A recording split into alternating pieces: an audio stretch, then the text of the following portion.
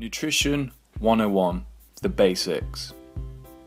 So we all know that the food that we eat contains calories, but looking into it more, we could consider calories as energy. We can split the energy into three main types known as macronutrients. These three are known as protein, carbohydrates, and fat. Let's take a look at protein first. Keep this in mind that per 1 gram of protein you have, there are 4 calories. So its main functions are growth and repair. So let's look at an example. When we're in a gym doing an intense workout with weights, after that hard workout, if we consume protein, it will help repair and rebuild those muscles. So what are its sources?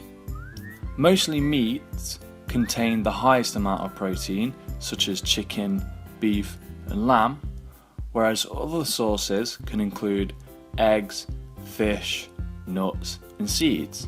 As a healthy guideline, we should have a combination of all of these sources. Moving on to carbohydrates now, just like protein, it has 4 calories per 1 gram. Now carbohydrates are our body's most preferred source of energy over all three.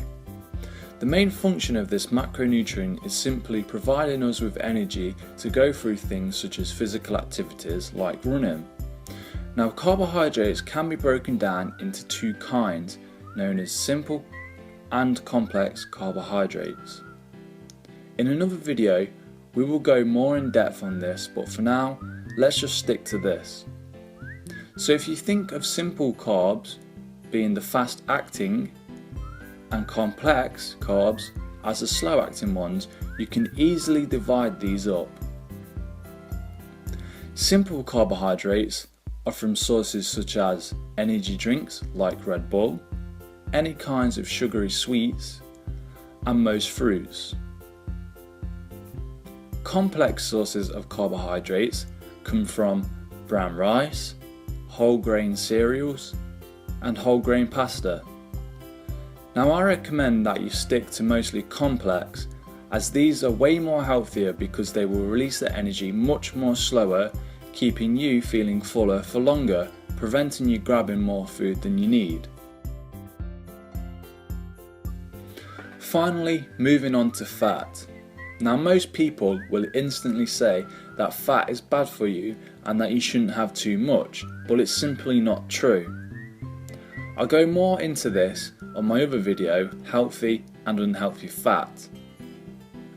Now unlike protein and carbohydrates, fat has 9 calories per 1 gram, which I imagine is where some of the confusion comes from, with it being more than double the amount of calories. So it's easy to see how too much can lead to weight gain. Now there are 4 types of fat, but today we aren't going to dive that deep into it. All we need to know in the basics is that its main functions are for being a backup energy source from when you're out of carbohydrates. It also helps with things like hair, skin and nail production, as well as hormone control. Sources of fat can come from fish, nuts, eggs, seeds, cooking oils, certain types of meat like steak, and foods that include butter in the ingredients. Now I recommend to you that you don't cut it out from your diet, as it's just as important as the other 2 macronutrients. Now as for how much and what kinds, the average person would need anywhere from 40 to 80 grams per day, so keep this in mind when choosing what foods to eat. And there's the basics. If you have any questions regarding this video, please leave a comment below and I'll be sure to get back to you as soon as possible. So until then, bye for now.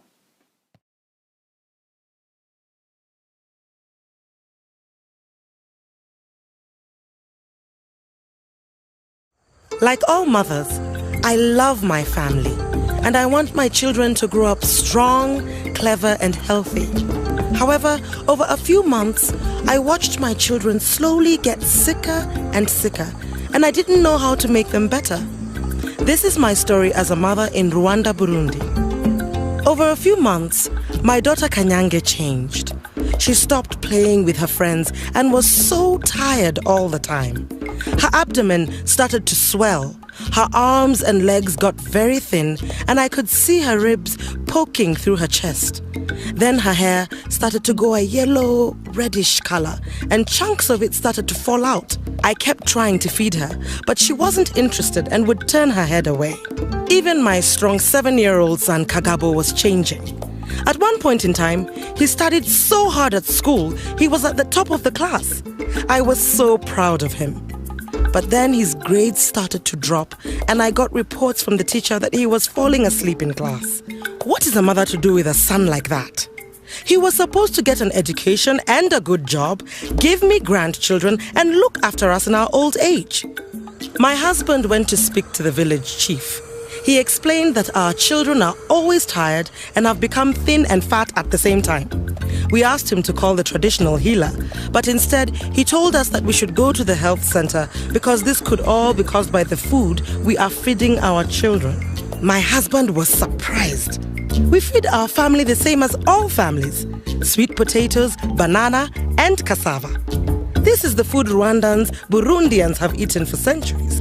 It is what my father and grandfather ate, but we listened to the chief's advice and took Kanyange to the health center. The health worker measured Kanyange's arm and showed me a tape with 3 colors: red, yellow, and green. Red would mean that Kanyange was severely malnourished. Yellow would mean she was moderately malnourished, and green would mean that she was healthy. To our horror, the measurement came out red. The health worker explained that Kanyange would need medical treatment and that if she didn't get it, she could become even more sick and even die. She explained that when a child is as malnourished as Kanyange is, their stomach doesn't work properly anymore, and giving them normal food could make them very ill.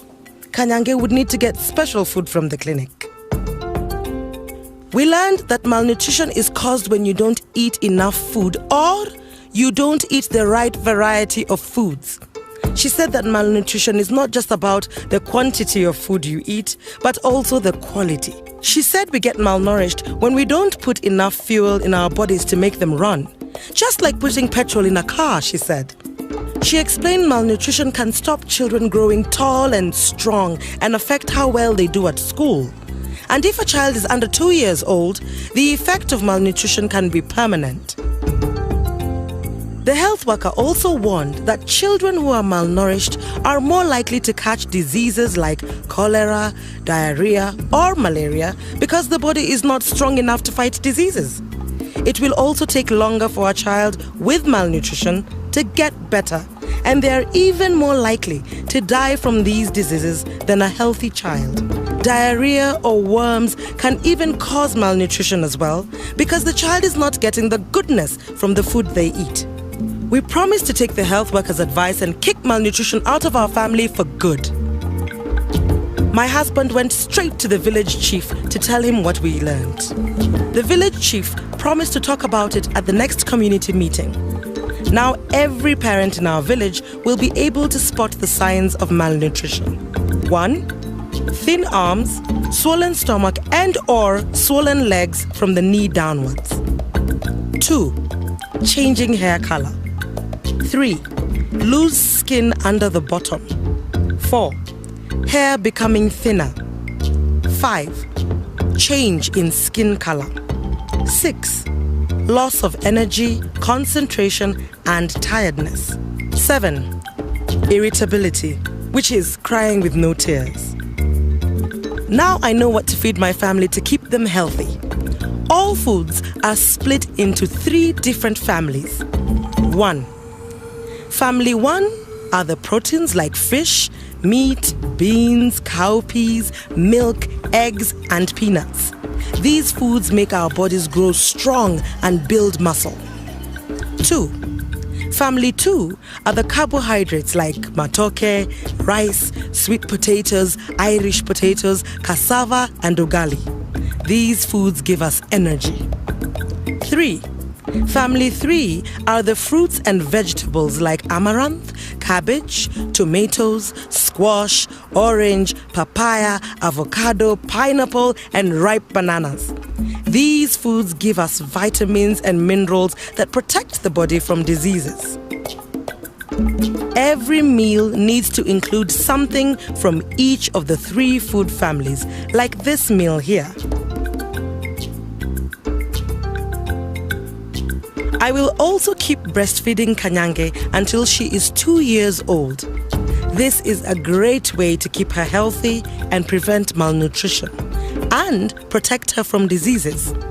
After 6 months of breastfeeding, you can start to add a balanced diet of foods to a child's diet. And everyone in the family should get their own plate so we can be sure everyone is eating enough to stay healthy.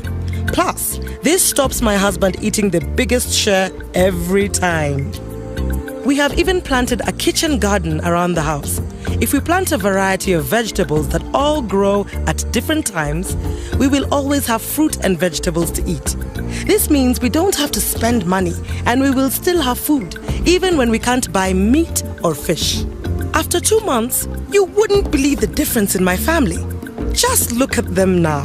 Kanyange looks like a normal 2-year-old with her hair back to normal and her body the right size and shape.